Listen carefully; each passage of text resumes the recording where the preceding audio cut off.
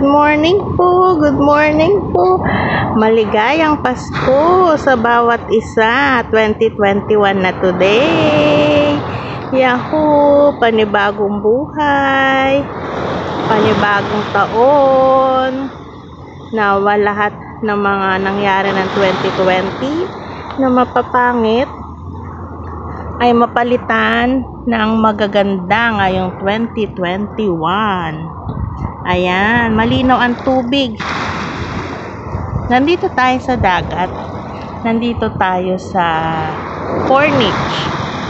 Ayan, kasi nag-isip ako sabi ko mag-premiere na ako. Wala akong premiere ng 2021. Ng early first week.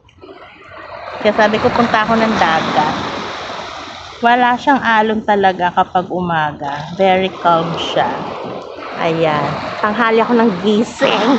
Kaya hindi ko nakita ang ng araw. Sabi ko, sasalubungin ko ang araw. Ayan, naarawan na ako ngayon. Super init. But anyway, ayun, ang aking wish for 2021. First of all, sana lahat ng may sakit na nasa hospital ngayon, ano man ang sakit, mapatutut man yan, or mga malubha, mga hindi malubha, basta nasa hospital, nawa lahat mapagaan yung mga nararamdaman nila, nawa lahat makayanan nila mga especially finances, sana maka-overcome sila, and mostly sana ma-overcome nila yung sakit nila na napagdadaanan ngayon. Mahirap po talaga magkasakit, lalo pag malayo sa family. And yun ang aking first na yun talaga ang gustong-gusto kong mangyari ngayon 2020. And syempre sana matapos na lahat ng mga sakit-sakit na yan, yung mga virus na yan. Naku Lord, tudukan mo na po yung pangalawa na dumarating na nanganak, yung unang tuktok na yan. Patayin mo na yan. Para hindi na yan kumalat pa sa buong earth. Naku po. Lord, give us protection. Panginoon, lagyan mo ng yung banal na dugong bawat pintuan, bawat pintana ng mga family na kakilala ko, family ko, especially na nasa Pilipinas, para hindi sila matouch ng mga virus na yan. And yan, sabi ko nga, mag-premiere lang ako saglit para lang mayroon ako ma-premiere. So, yun, I just want to encourage everybody na ang 2021 ay think positive lang tayo.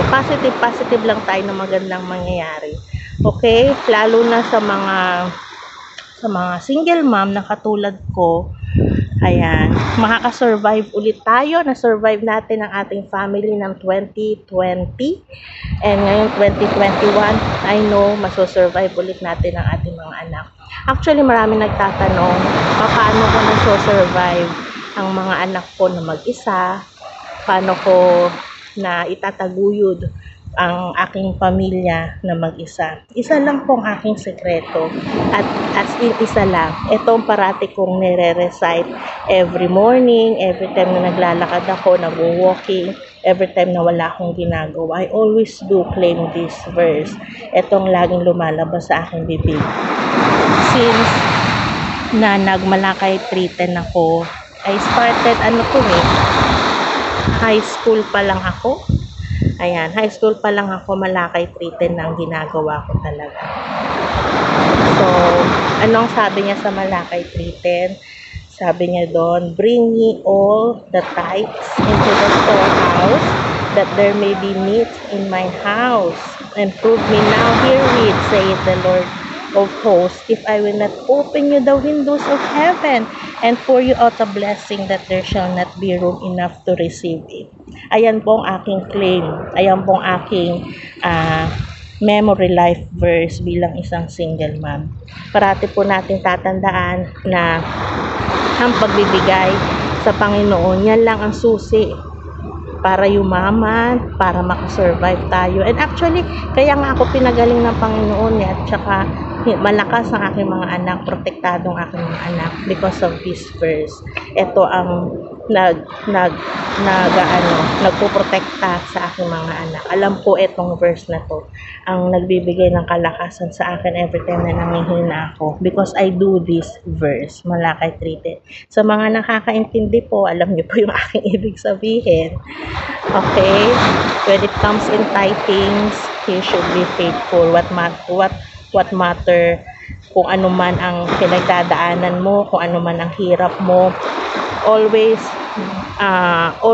think, mga kapatid, na ang tithings is sacrifice po yan. Okay? Ano po yan? Obedience po. Alam naman po natin ng mga story sa ating Biblia na lahat ng himala ng Panginoon is nagsimula lahat sa obedience. Okay? Sa pagsunod. So, yan. Pag ginawa mo yan, everything will follows.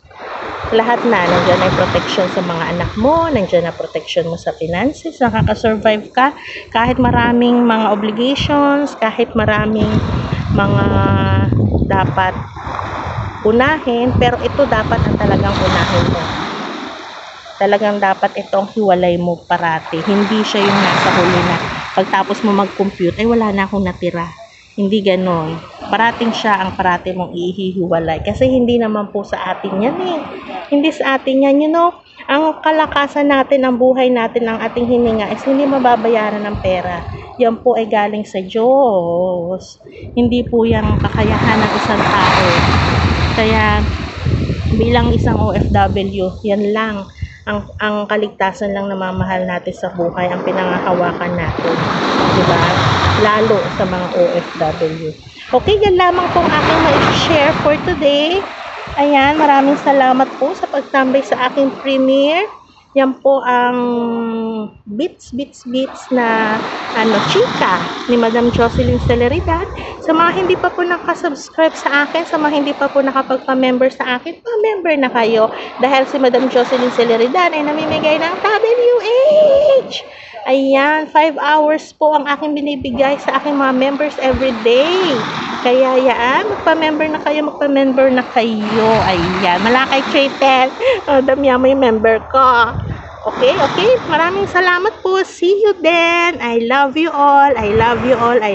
Lahat po na pumapasok sa aking premiere, sa aking LS, mahal na mahal kayo ni Madam Jocelyn Celeridad. Okay, take care. Happy New Year. Bye-bye. Signing off.